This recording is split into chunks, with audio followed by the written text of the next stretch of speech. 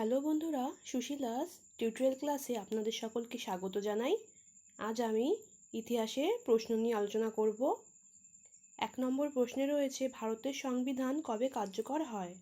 উত্তর হবে 1950 খ্রিস্টাব্দে 26শে জানুয়ারি।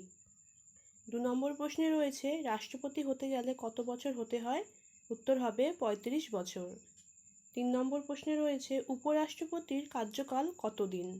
উত্তর হবে 5 বছরের জন্য। 4 নম্বর প্রশ্নে রয়েছে, ভারতের সংবিধানের মৌলিক অধিকার কয় ভাগে বিভক্ত? উত্তর হবে 6 ভাগে বিভক্ত। 5 নম্বর প্রশ্নে রয়েছে, উপরাষ্ট্রপতিকে কে শপথ বাক্য পাঠ করান? উত্তর হবে রাষ্ট্রপতি। 6 নম্বর প্রশ্নে রয়েছে, শিবাজী উৎসবের সূচনা কে করেন? উত্তর হবে বাল গঙ্গাধর তিলক। 7 নম্বর প্রশ্নে রয়েছে, ইবাদতখানা কে প্রতিষ্ঠা করেন? উত্তর হবে আকবর।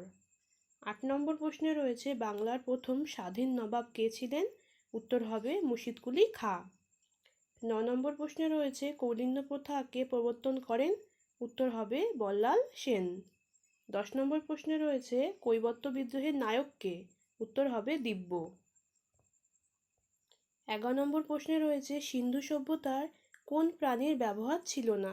উত্তর হবে অশ্ব অর্থাৎ ঘোড়া।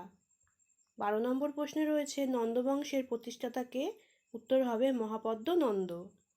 13 নম্বর প্রশ্নে রয়েছে, বুদ্ধদেব তার ধর্মমত কোন ভাষায় প্রচারিত করেন? উত্তর হবে পালি ভাষায় প্রচারিত করেন। 14 নম্বর প্রশ্নে রয়েছে, বৌদ্ধ মঠকে কি বলা হয়? বৌদ্ধ মঠকে বিহার বলা হয়। 15 নম্বর প্রশ্নে রয়েছে, সেন বংশের প্রতিষ্ঠাতা কে? উত্তর হবে বিজয় সেন। বন্ধুরা, আজকের টিউটোরিয়াল ক্লাস এই পর্যন্তই।